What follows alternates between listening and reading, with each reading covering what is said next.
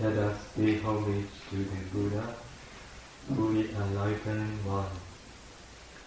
Namo tassa bhagavato arahato samma sambuddhassa. Namo tassa bhagavato arahato samma sambuddhassa. Namo tassa bhagavato arahato samma sambuddhassa. Everyone wants to progress. Young and old alike, they are trying to progress for something in their life. All the people talk about developing or progress. All the people are talking about development of something and progress of something. This is the interest of the people nowadays. Because of this reason, today I'm going to give a talk. The title of the talk is Progress. It could just as well be called development. But now we will leave it as progress for the time being. If I were to ask all of you if you want to make progress, what would you all say? Of course we do. That would be the answer, wouldn't it? No answer. Alright. What sort of progress is it that we would wish for? What type of progress can we call real progress? Because there are so many types of progress in the modern world today. We should know which type it is that we really want on it. What was the progress that our Buddha mentioned? We all should know. In this world of ours, there is what is called progress of relatives. But that sort of progress is not the real one that our Buddha means. There is also the opposite of progress, which is degeneration of one's relatives. Degeneration of relatives, also not the real progress. This is what the Buddha means. There is another type of progress. It is of wealth. Our Buddha did not consider this real progress either. Neither did he consider the degeneration of wealth as real generation. Now you hear the progress of wealth and degeneration of wealth. Progress of one's relatives and degeneration of one's relatives. So all of them are not real progress and not real loss. Yet another type of progress is one known as the progress in abundance of friends or acquaintances. Again, neither this nor its opposite did the Buddha approve of this, the real progress or the generation of acquaintances. Today, in this modern world of ours, we have so very many people who are merely aiming to make progress in accumulating wealth and riches. However, did our Buddha ever consider as genuine all that progress that these people make so ambitiously? No, he never ever did. And when such accumulation of wealth and riches starts to decline, resulting in so much misery and sorrow, did the Buddha ever consider such loss as true loss? Even this sort of unbearable suffering, the Buddha never said that it was real degeneration.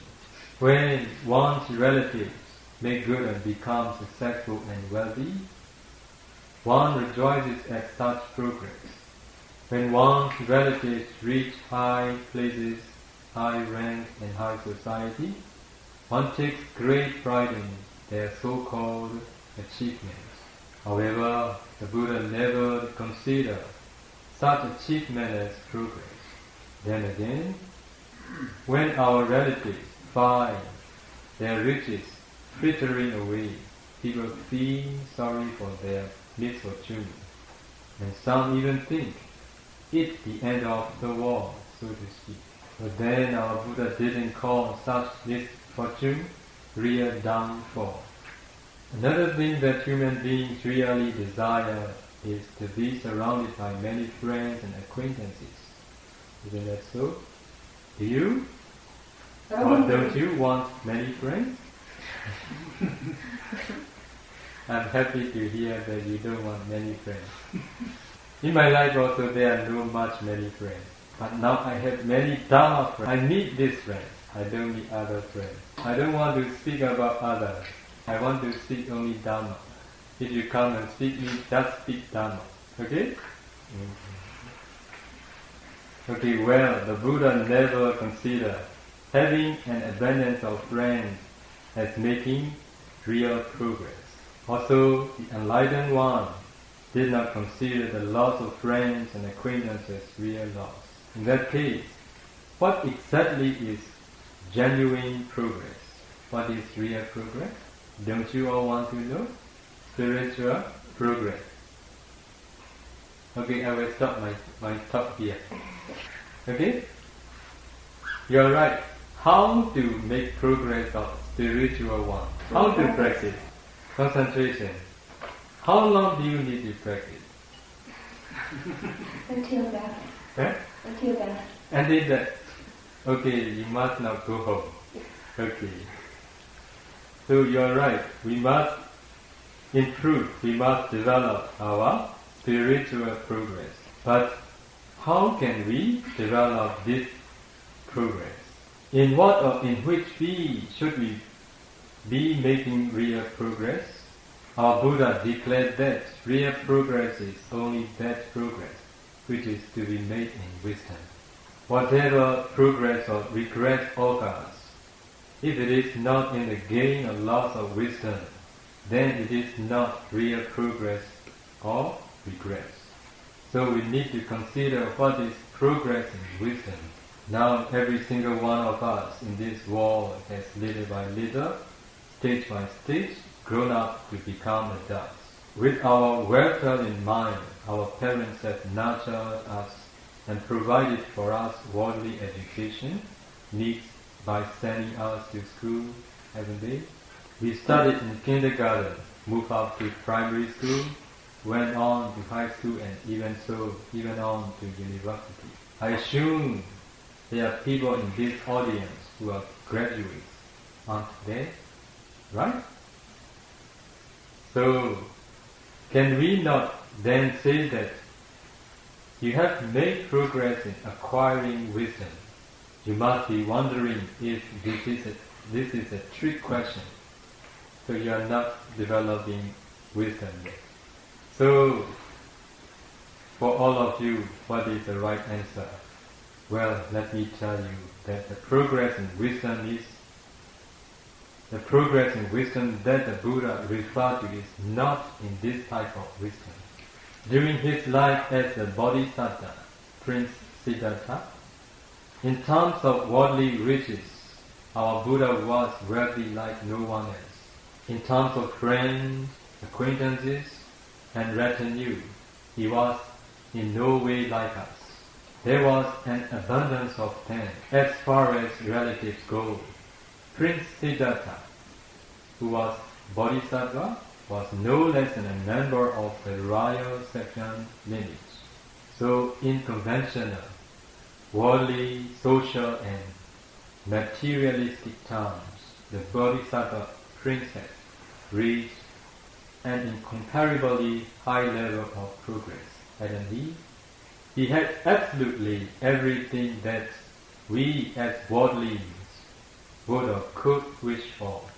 This is what we all wishing for. Again, whenever royalty elects one of their own to the throne, they choose to look for the special qualifications, experience and knowledge that their candidate possesses. When in his youth, the Prince Siddhartha was tested for all this. He was found to be in possession of all of these prerequisites to be king. Due to his accumulated paramis in countless past existences, the prince was expert even in those fields that he never been tutor in. He stood and revelled in all of these prerequisites, which he demonstrated and displayed so well. But then did our Bodhisattva renounce and go forth because he considered all of this as real progress, or because he did not consider it all as real progress. Because our Bodhisattva didn't consider it as real progress. Because of this reason, he renounced when he was 29 years old. So, isn't it the fact that our Bodhisattva and those wise ones of olden days, who would later become the noble ones, renounced those worldly achievements in wealth, rank, social status, and etc., as if it were all stick. Understand? Yeah. Here I need to explain a little bit more. Because olden days, Bodhisattva and those who are wise, very wise, they renounce those worldly achievements in wealth, strength, social status, etc., as if it were all stick. Whether do you know or you don't know, I'm not sure. Our Bodhisattva, as a hermit Sumedha, he received the definite prophecies from the Dipankara Buddha, Sumedha hermit. Remember? 기억하십니까? So, from that day on, he fulfilled the Bharami for incalculable and 100,000 eons to be a Buddha. How long? 10 days? One life? For incalculable and 100,000 eons. So long. Do you want to be a Buddha? Can you spend such long time? If you want to be a Bodhisattva, you must spend at least for incalculable and 100,000 eons. So whether you want, whether you don't want, so it depends on you.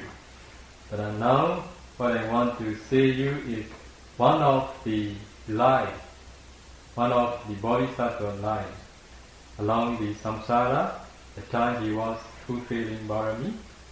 In one of his lives, he was born in a rich family, very, very wealthy family. His name was Akriti. What is his name? Akriti. So, as you all know, man is mortal. One day we all die. In the same way, his parents one day passed away, leaving many, many prosperities behind. After they passed away, the one who is protecting or taking care of all the properties left behind, called the Bodhisattva Akriti. And then he showed the properties left behind by their parents, by his parents, opening all the doors. Our Bodhisattva, he saw a lot of properties left behind by his parents.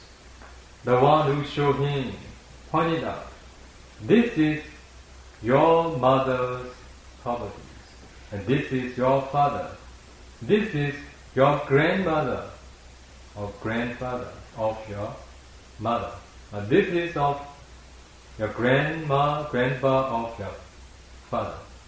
When he saw, the thought arose in his mind. You want to know what is his thought? Yeah.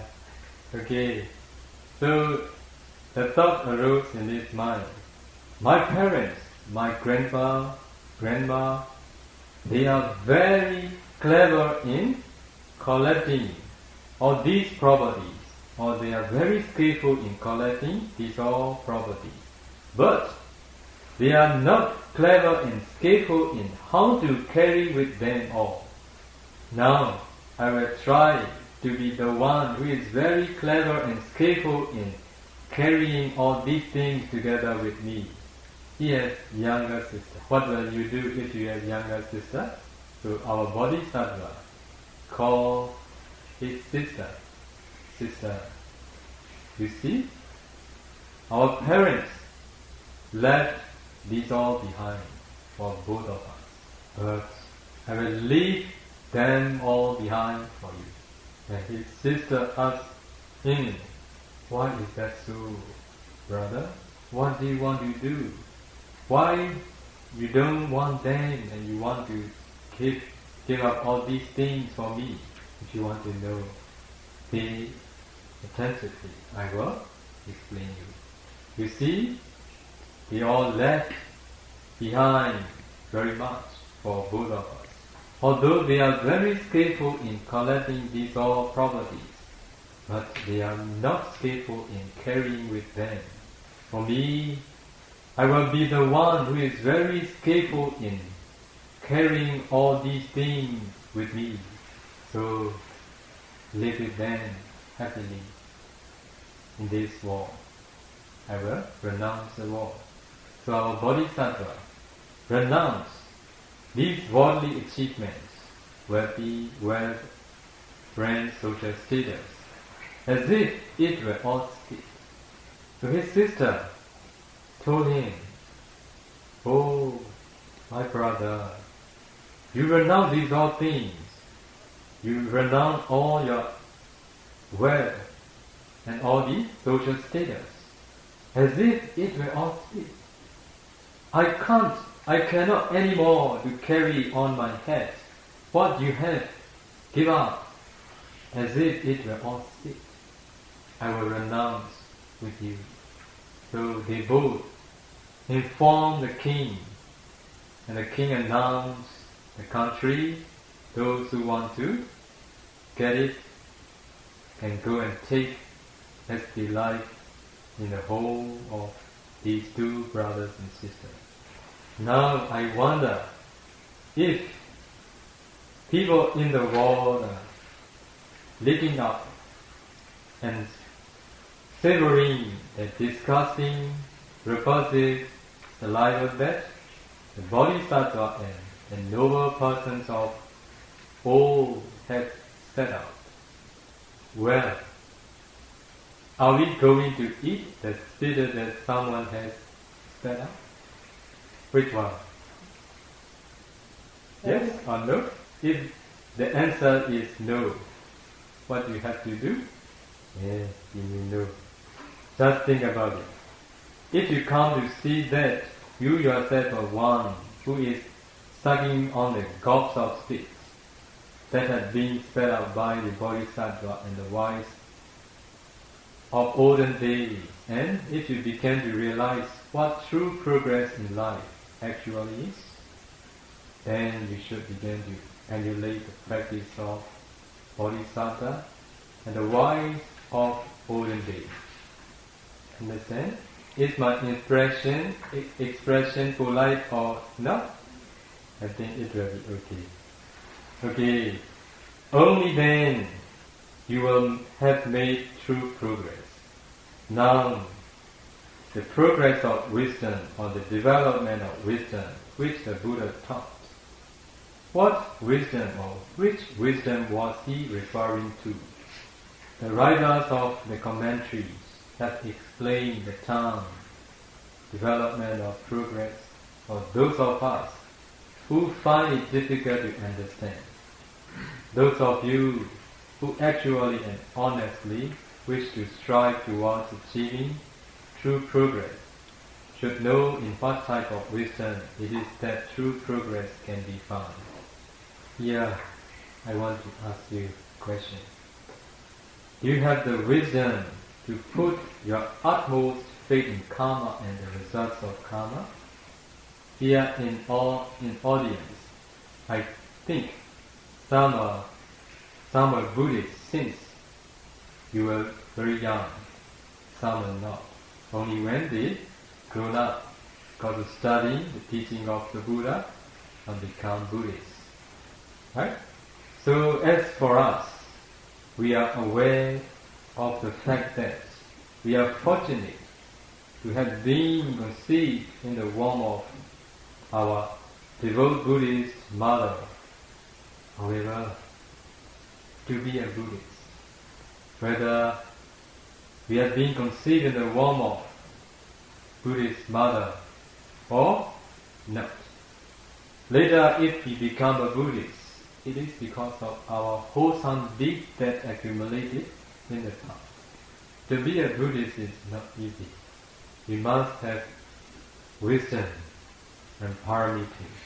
As I have told you one of my disciples who is from Ireland. That Irish lady was born in the Catholic family.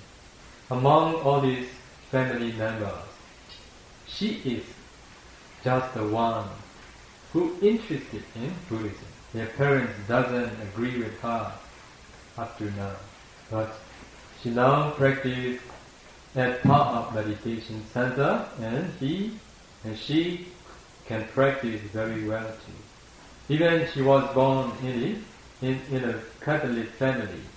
When she grown up, she was very interested in Buddhism because of reading, studying many books.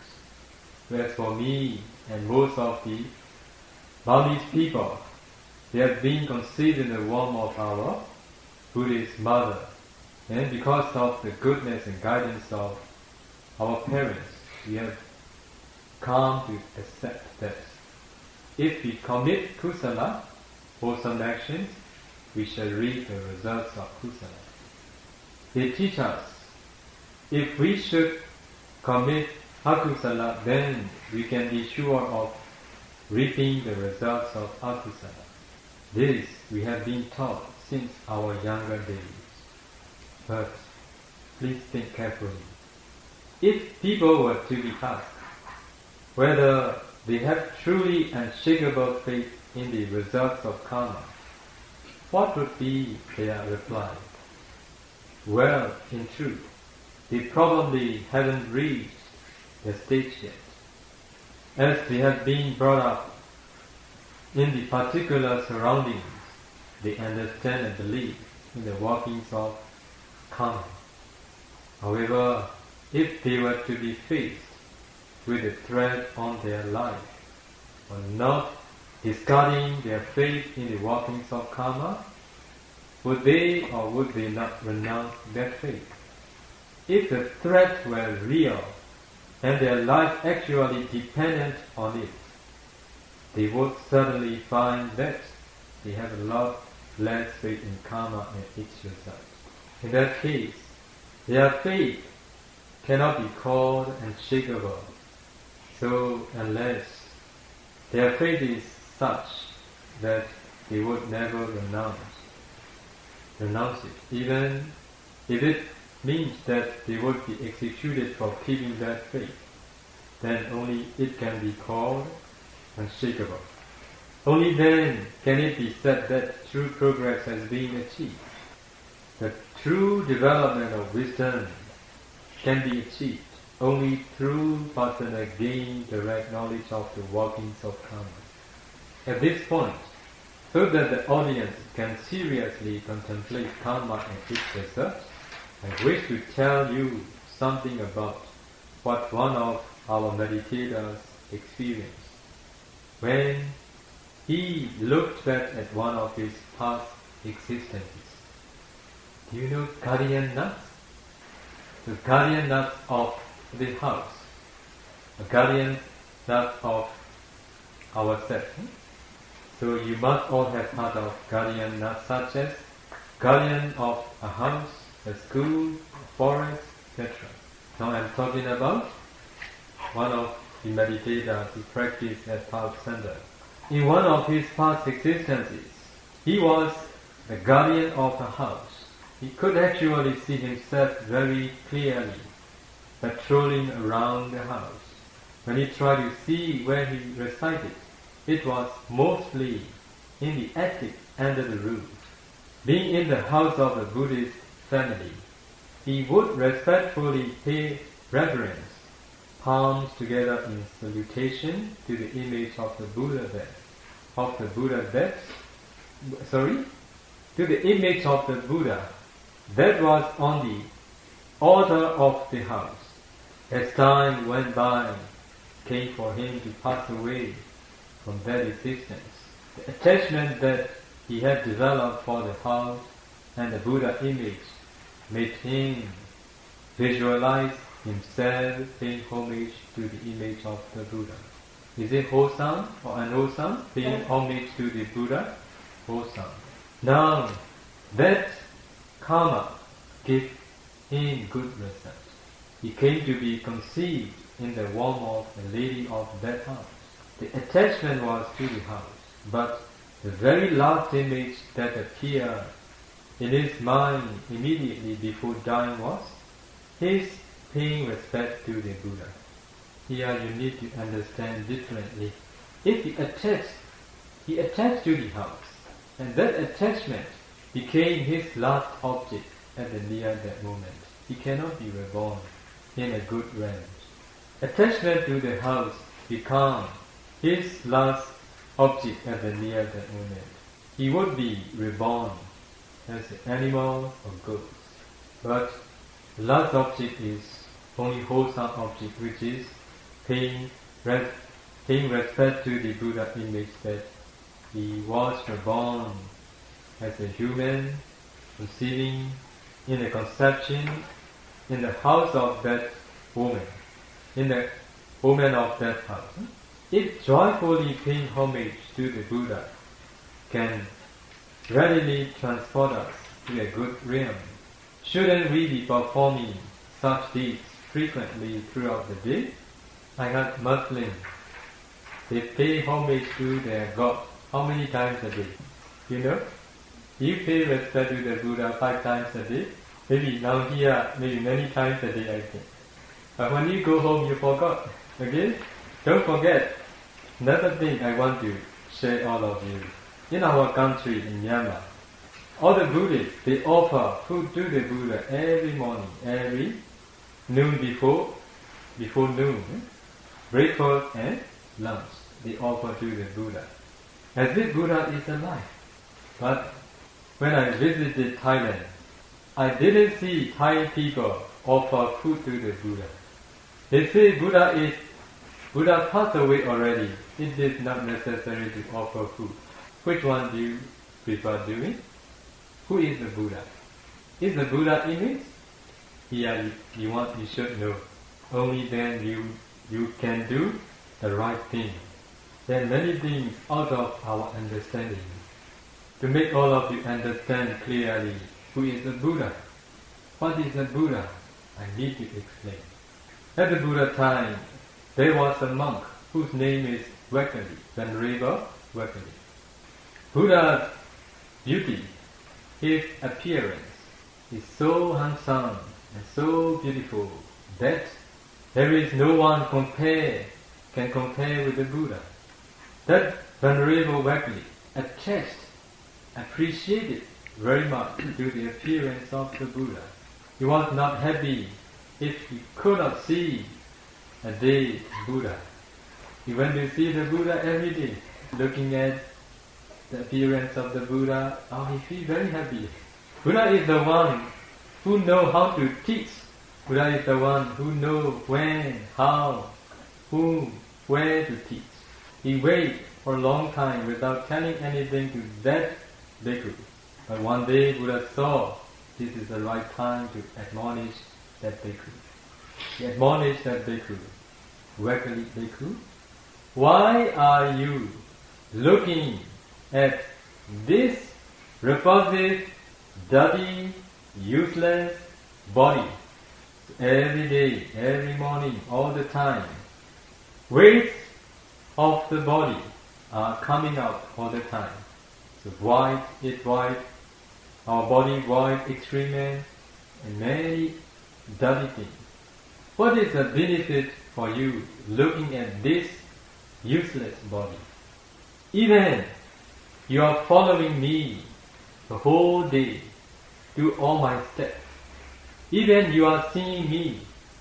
You don't see the Dharma, that you don't see the Buddha. I declare, Buddha declares, the one who sees the Dharma, see me. The one who doesn't see the Dharma, doesn't see me. Who sees the Buddha? The one who sees the appearance of the Buddha, or the one who sees the Dharma? Dharma. That's why the appearance of the Buddha exists since he was a bodhisattva. At that time he was not called Buddha, just bodhisattva. Only when he attained enlightenment, he penetrated Dharma, all the Dharma with him. So only because of the Dharma that he penetrated, he is called the Buddha. That's why seeing the image, seeing the appearance is not seeing the Buddha. The one who sees the Dharma is the one who sees the Buddha. The one who sees the Dharma, Buddha is always alive. True? If you penetrate the ultimate materiality, if you penetrate the ultimate mentality, if you penetrate the dependent origination, you see the Dharma, what Buddha has penetrated by himself. And you see the Buddha too. At that time, you know that, Buddha is the one who has penetrated such Dharma. I'm the one who can penetrate the Dharma as he penetrated. At that time, you will know, you will feel, Buddha is the one who has penetrated such Dharma. I'm too, who has penetrated the Dharma as he penetrated.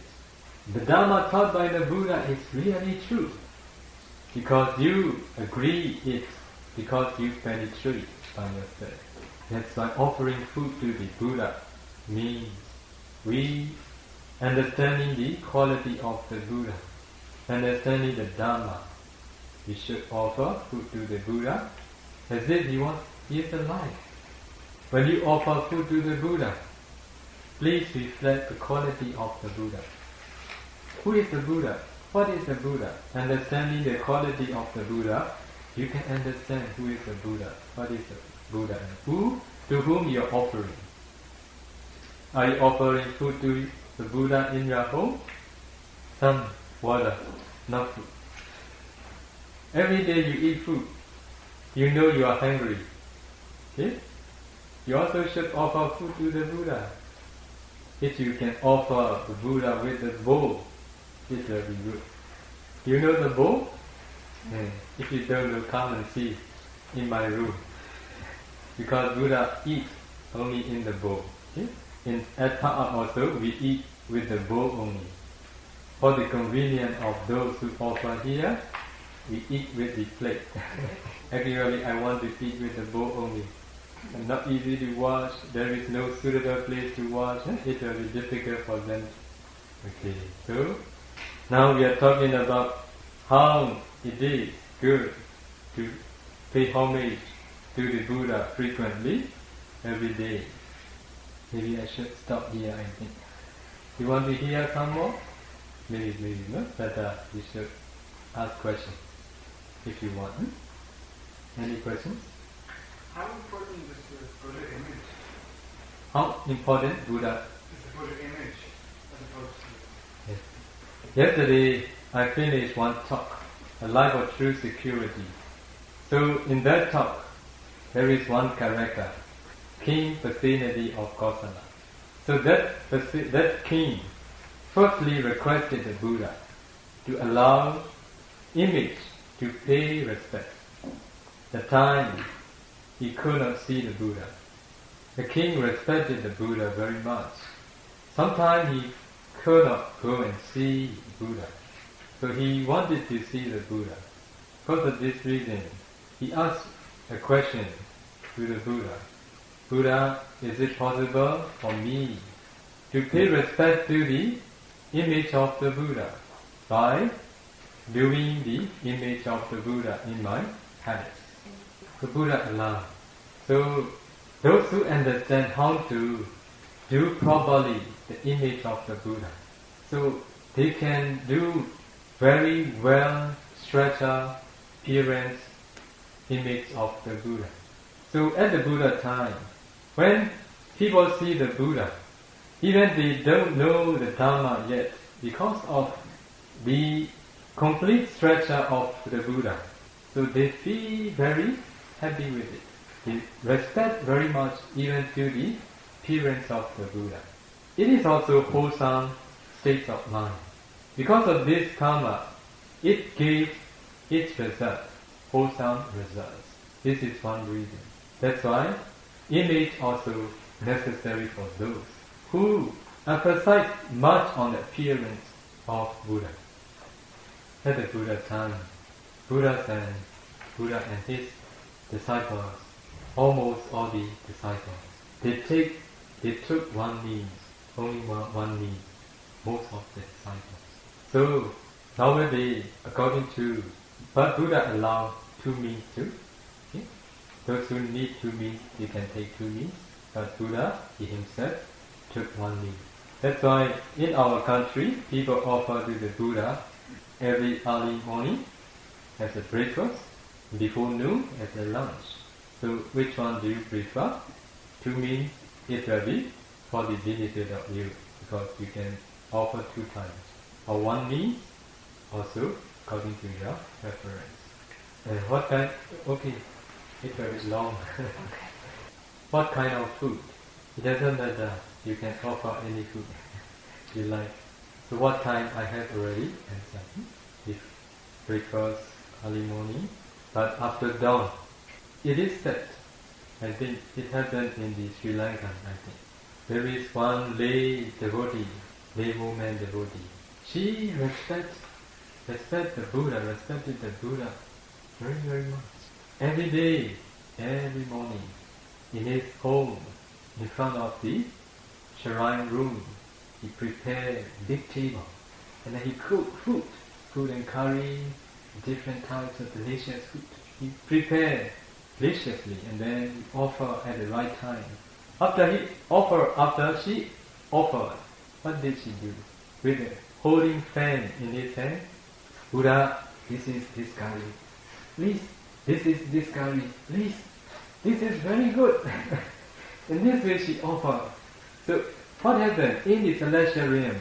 For her, bearing all the followers, written, you are waiting, appear immediately then. But they already ready for her. Company, written you, bearing. Good? Who can do here? That's why offering is good, cooking is good, preparing is good. If you do reflection of the Buddha, it is okay, it will be good. Also, every day, whenever you have time to recite, I want to suggest all of you to recite the quality of the Buddha. It is for the happiness in this present life, and it is for your protection too. Every day you should try. Wherever you go, for example, you drive car, 1 hour's drive, 2 hours drive, you have nothing to do. See? Recite the quality of the Buddha. Very great. I will recite for you. Iti biso bhagava arahang samma sambuddho vichasarana samano sukato lokavitu anuttaro purisa dhamma sarati satta deva manuksanam buddho bhagava. Short or long? Short. Okay, very good. If you understand the meaning, it will be better. He wants to know what is the real, actual meaning of offering food, since Buddha has passed away, like his mentality and material peace. So is it for faith? Don't we have to just follow his teaching? Yes, I told you, the one who sees the Dhamma, sees the Buddha. Understanding, knowing the gratitude of the Buddha, seeing the Dhamma taught by the Buddha, what we feel, He is alive. See? All the time He is alive. If we offer, we have to prepare to be able to offer. We have to cook, we have to prepare. So at that time, what state of mind is occurring in our mind? The wholesome states of mind. The time we are offering also with wholesome mind, we offer to the Buddha. So at that time, the main thing is wholesome states of mind will arise according to the understanding of you. If you deeply understand the Buddha, the Dharma and Noble Sangha, your offering becomes more powerful and strong. Your wholesome states of mind become more powerful and strong. It depends on how you understand the teaching of the Buddha, Dharma and Sangha. As offering food, can we understand it in the same way as we pay respect to the image of Buddha? We pay respect. The time we pay respect, as we pay respect. The time we offer together, paying respect and by an offering. As we've learned, if we attain the Sotapanna, the path of creation knowledge, and then we are going to get rid of the attachment to the rituals, and the rituals to the attachment to the rituals. But paying respect to Buddha, is it exceptional? It is not attachment to the right and rituals. It is right knowledge, it is right action, not the wrong action. The one who became Sotapanna is the one who knows and sees the Dharma best. His respect to the Buddha is unshakable. So his reverence to the Buddha, Dharma and Sangha becomes more powerful. He sees the Dharma, he sees the Buddha all the time, that he wants to make offering food to the Buddha more and more. For example, one thing, you know kapiya? Have you ever heard the word kapiya? Bhikkhus need good kapiya. Also, you can be a kapiya of Buddha. So every day you offer as if you are doing volunteer work for the Buddha. Okay? And then after offering, and you can take it back after offering for 30 minutes, 1 hour. So Buddha, give it back to me. So I will eat your leftover. Kapiya has the right to do. The bhikkhu can offer only to our kapiya, not to others. Okay? In the story there was this nut, the guardian nut, the spirit. And where do they live? In which realm? They are celestial, but they are lower, very inferior than celestial beings.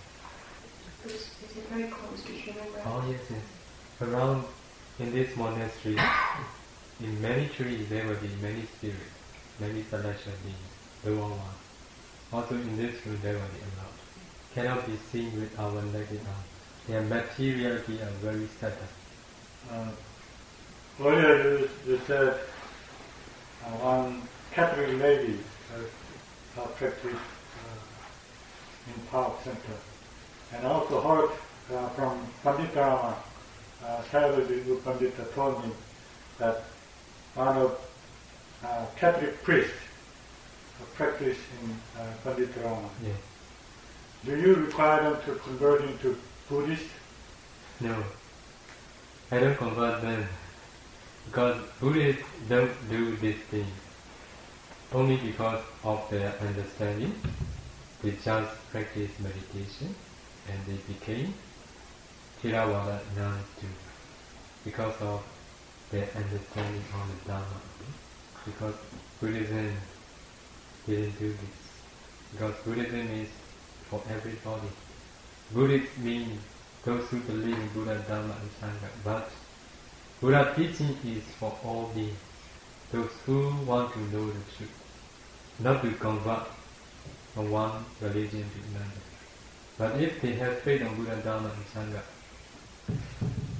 they became the one who had faith on Buddha, Dharma and Sangha, that they became a Buddhist by itself. As a matter of fact, when I applied for the retreat, I was required to declare my religion. So I said, I'm Catholic, believing that I'm Catholic, really. I thought that Theravada Buddhism is not religion, so I don't have to. I practiced Theravada Buddhism for a long time, but I thought it's not a religion. So without hesitation, I listed as Catholic. It is okay. I'm very glad to hear.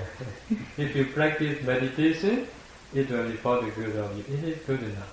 Buddha appear in the world for those who want to know the truth. It is his purpose. That's why, following his teaching, if someone came to know or come to know the truth as they really are, practicing meditation is to remove the ego. If someone trying to convert someone into their religion, they are increasing their ego. Okay, that's all for today. Do you want my teacher's Pa-Auk Seattle's photo? My photo. I have no photo. Take a photo. Maybe take photos together. Okay?